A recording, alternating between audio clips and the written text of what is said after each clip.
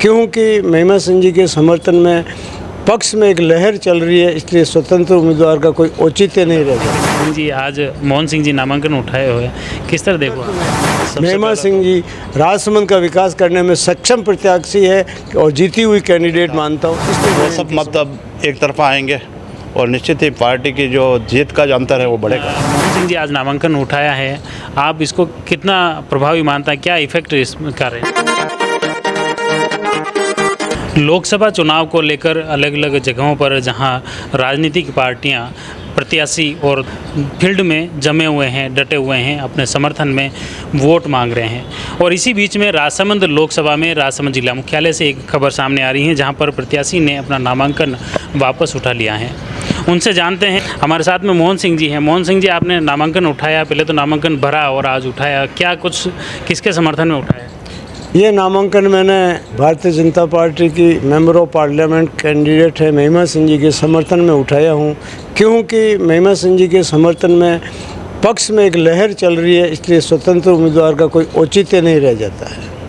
तो पहले आपने स्वतंत्र रूप से भरा था, तो वो कैसे? पहले मैंने इसलिए फार्म भरा था कि मुझे उम्मीद नहीं थी कि योग्य और इच्छुक काबिलियत रखने वाले कैंडिडेट महिमा जी आएगी या नहीं आएगी, इसलिए मैंने फार्म भरा।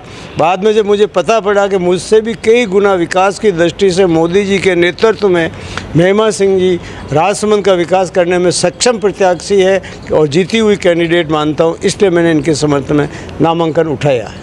कांग्रेस का तो कहना है कि कांग्रेस की यहाँ जीत हो रही है और यहाँ पर शिकस्त मिलने वाली है। कांग्रेस की काल्पनिक जीत हो सकती है, क्योंकि कांग्रेस ने पहले लक्ष्मण सिंह जी को टिकट दिया, उसके बाद में पूर्व विधायक सुरदर्शन सिंह जी को टिकट दिया। सुरदर्शन सिंह जी ने हार को देखते हुए इस क्षेत्र को ही छोड़ दिया और चुनाव लड़ने से ही मना कर दिया। 2 महीने तक वो विदेश दौरे की बात कह के चले गए, तो कांग्रेस जीतेगी और कहाँ से? पहला चुनाव तो कांग्रेस ही जीती थी यहाँ। तो उस वक्त में जीती, उस वक्त का वातावरण दूसरा था। जबकि जब बात की जाती है, अभी मोदी जी का वातावरण चला, मोदी जी के पक्ष में चल रहा है।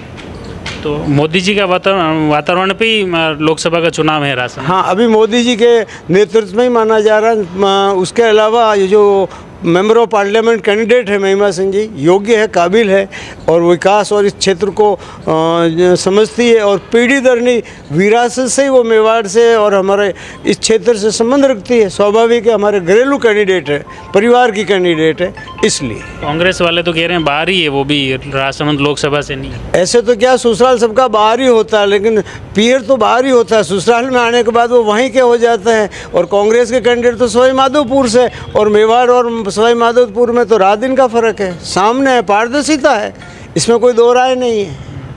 चलो बहुत। हमारे साथ में केसर सिंह जी चुंडावत है। केसर सिंह जी, आज मोहन सिंह जी नामांकन उठाए हुए हैं, किस तरह देखो आप? सबसे पहले तो मोहन सिंह जी साहब का बहुत बहुत धन्यवाद और बहुत बहुत आभार।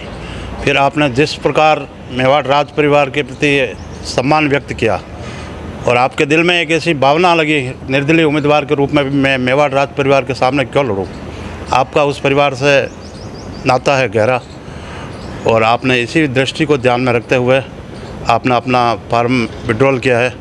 इसके लिए हम राजसमंद लोकसभा क्षेत्र की तरफ से, राज परिवार की तरफ से आपका बहुत बहुत आभार। और नाथद्वारा, विशेष रूप से नाथद्वारा विधानसभा, जहाँ से कि महिमा कुमारी जी के पति महाराज कुंवर साहब विश्वराज सिंह जी विधायक हैं, उनकी तरफ से आप सभी की तरफ से आपका बहुत बहुत धन्यवाद कि आपने एक अच्छा निर्णय लिया। इनके नामांकन उठाने का क्या साइड इफ़ेक्ट देखते हैं? साइड इफ़ेक्ट तो यह है कि आप जिस जाति और कौम से और बाहुल्य से आते हैं, उनके लगभग 2-3 विधानसभा में बाहुल्य है, तो आखिर कुछ न कुछ नुकसान तो होता ही था।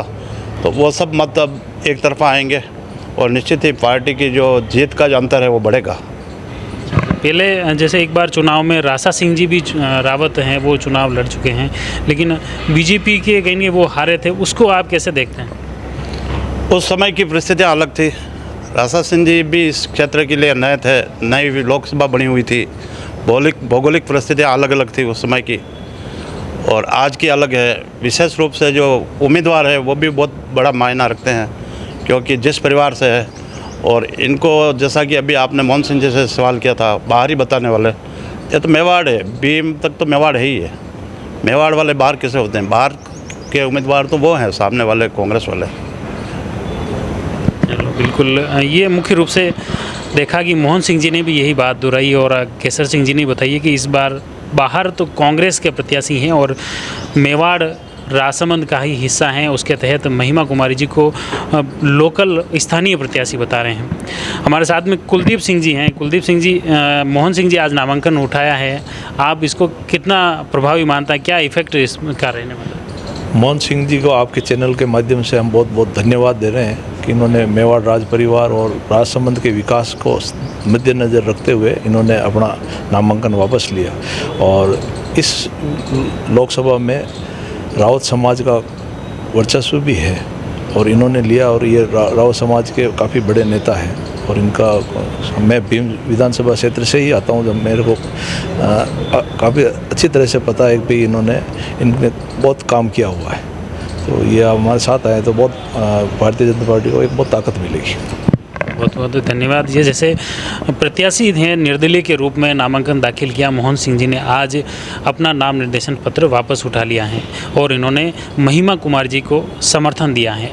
इस चुनाव में अब इनके नामांकन उठाने के बाद क्या कुछ प्रभाव पड़ेगा वो तो वोटर के ऊपर है, लेकिन राजनीतिक हलचल आप तक पहुंचाने का प्रयास है। आप जुड़े रहिए जयवर्धन न्यूज़ के साथ। धन्यवाद। The Maruti Nandan grand Nathdwara स्थित एकमात्र ultra luxurious 5 star hotel. Rajsamand जिले की एकमात्र 5 star hotel the Maruti Nandan grand में भोजन की स्वादिष्ट थाली अब सिर्फ 290 रुपए में। श्रीनाथ जी की नगरी नाथद्वारा में इस सुनहरे अवसर का आनंद अवश्य उठाएं।